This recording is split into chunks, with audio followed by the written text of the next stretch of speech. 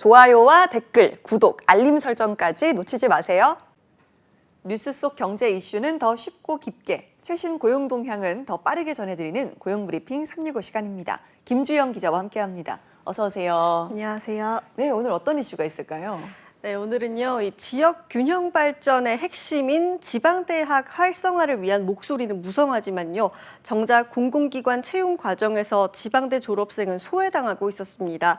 지난해 신입사원을 뽑은 226개 공공기관 중 절반 이상이 지방대학 및 지역균형 인재 육성에 관한 법률이 정한 권고 기준에 미달한 걸로 나타났는데요. 이슈픽에서 짚어봅니다. 그러니까 지방대 육성법에서 따로 권고하고 있는 내용인데도 지켜지지 않고 있는 거네요.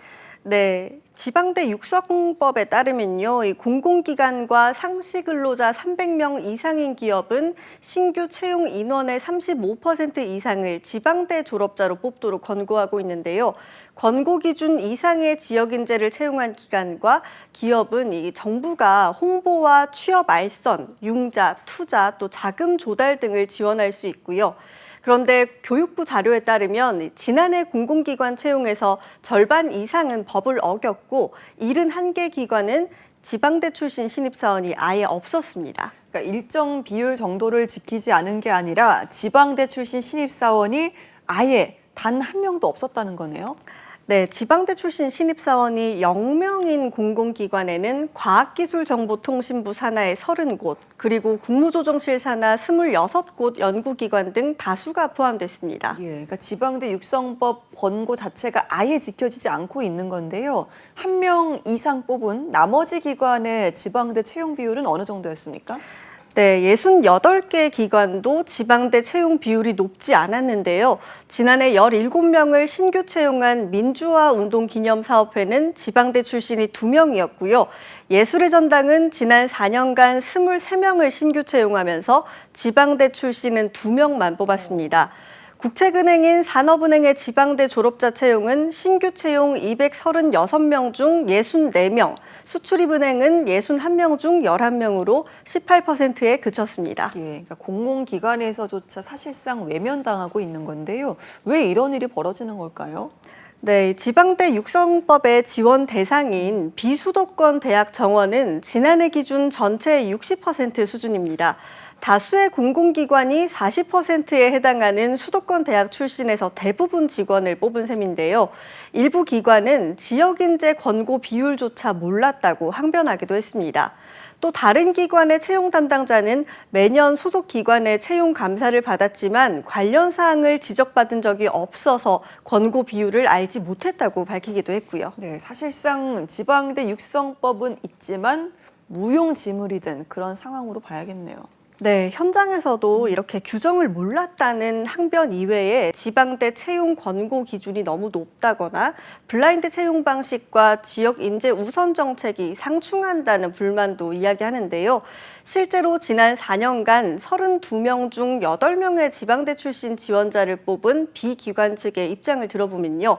지역 인재에 대해서는 서류 전형에서 가점을 주고 있지만 최종 면접 때는 블라인드 평가로 이뤄지기 때문에 평가자가 지원자의 출신 대학을 알 수 없다고 밝혔습니다. 네, 그러니까 최종 면접에서 블라인드 평가가 이루어지면 지방대 출신이 뽑힐 때도 있고 또 아닐 때도 있어서 이 원칙을 지키고 싶다고 해서 지킬 수 있는 게 아니다, 뭐 이런 이야기네요. 네, 맞습니다. 그래서 이 부분을 좀 조정을 해야 한다 이런 목소리가 나오는 이유인데요. 이런 이유 외에도 아예 지방대 출신을 뽑지 않거나 권고 기준보다 채용 인원이 적은 곳이 점점 늘어나는 건 정부의 점검이 부족해서라는 이야기도 나옵니다. 네, 정부가 만든 권고 아닌 만큼 지키지 않았을 때 후속 조치가 이루어지도록 또 절차도 좀 있어야 될 텐데 만들어져 있습니까? 네, 지방대 육성법 8조에 따르면요. 교육부 장관 소속 위원회에서 공공기관의 지역인재 채용 실태를 심의 조정하고 실적이 부진한 공공기관에는 확대도 요청할 수 있습니다. 하지만 위원회는요, 지난 3년간 지역 인재 채용 실태 분석과 평가에 관한 사항을 안건으로 올린 적이 단 한 번도 없었다고 합니다. 사실상 공공기관의 지역 인재 미채용을 방치하고 위원회가 유명무실해진 셈인 거죠. 네, 자, 제대로 된 후속 조치도 필요하지만요. 한쪽으로는 블라인드 채용 등 현실적인 어려움도 있는 만큼 이 부분에 대한 실효성을 보완하는 일도 중요해 보입니다. 네, 전문가들은요, 이 현행 지방대 육성법에서 규정하는 공공기관의 지역인재 채용 비율 35%는 권고사항일 뿐이라서 실효성이 없다고 지적합니다. 어디까지나 권고일 뿐이기 때문에 규정을 어겨도 별다른 불이익이 없기 때문입니다. 그런 만큼 공공기관의 지역인재 채용 비율을 상향하고 법률에 직접 규정할 필요성이 있다는 목소리도 나옵니다. 네, 알겠습니다. 자, 한컷 이슈 오늘 어떤 소식 준비하셨나요? 이런 조사가 나올 때면요, 휴 하고 이렇게 한숨을 쉬시는 분과 와 하고 조금은 안심하시는 분 이렇게 명확히 나뉘지 않을까 싶은데요. 올해 상반기 직장인들의 월급 수준을 조사한 통계가 나왔습니다. 이번 통계청 조사 보시면서 내 연봉 수준은 어느 정도 위치일지 확인해 보실 수 있을 것 같습니다. 네, 휴랑 와 말고 아이고는 없을까요? 아이고. 네.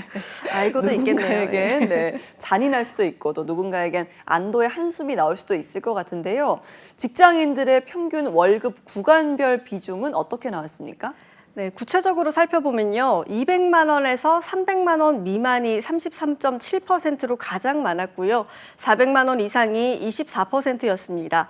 300만 원에서 400만 원 미만이 뒤를 이었고 100만 원에서 200만 원 미만이 11.9%였습니다. 네. 100만 원 미만도 9.1%를 차지했습니다. 야, 그러니까 올해 상반기 직장인 2명 중에 1명은 세전 월급으로 300만 원도 채 받지 못하는 상황이네요. 네, 그나마 다행인 거는요, 이 저소득자 비중이 1년 전보다 줄긴 했다는 겁니다. 네. 세전 월급이 300만 원 미만인 직장인 비중은 지난해 상반기보다 6% 정도 낮아졌고요. 100만 원에서 200만 원 미만으로 버는 비중이 가장 크게 줄었습니다. 200만 원에서 300만 원 미만은 1.4%포인트 줄어드는데 그쳤고요. 반면 300만 원 이상을 버는 비중은 1년 전보다 증가했습니다. 네, 고소득자는 늘어났네요. 업종별로 임금 차도 클 텐데 어떤 업종에서 이렇게 고소득자가 가장 많았습니까? 네, 정보통신업과 금융, 보험업, 전문 과학기술 서비스업의 경우 절반 가까이가 매달 400만 원 이상을 받았고요. 보건업과 사회복지 서비스업, 숙박, 음식점업의 경우 세전 100만 원도 채 못한 비중이 25% 수준이었습니다. 네, 자, 고소득자 비율에서 취업이 더 늘었다면 내년 결과는 또 달라질 수도 있을 텐데요. 자, 실제 취업은 어떤 업종에서 더 늘었나요? 네, 음식점업이나 주점업 취업자가 13만 명으로 저소득자 비중이 상대적으로 높은 업종에서 취업자 수가 크게 늘었습니다. 사회복지 서비스업과 보건업도 상위권에 이름을 올렸는데요. 세대별로 나눠서 보면 10대와 20대에게서는 음식점업과 주점, 음료업점 취업자 증가율이 뚜렷했고요. 3040 세대는 음식점이, 50대 이상은 돌봄센터나 요양시설 같은 비거주 복지시설 운영업에서 증가율이 가장 높았습니다. 알겠습니다. 네, 지방대 육성법에 따른 공공기관의 지역인재 채용은 지방대학의 경쟁력 강화와 또 헌법이 규정한 지역 균형 발전을 위한 최소한의 장치입니다. 이 부분이 잘 지켜질 수 있도록 공공기관의 노력과 또 정부의 명확한 조치도 필요해 보입니다.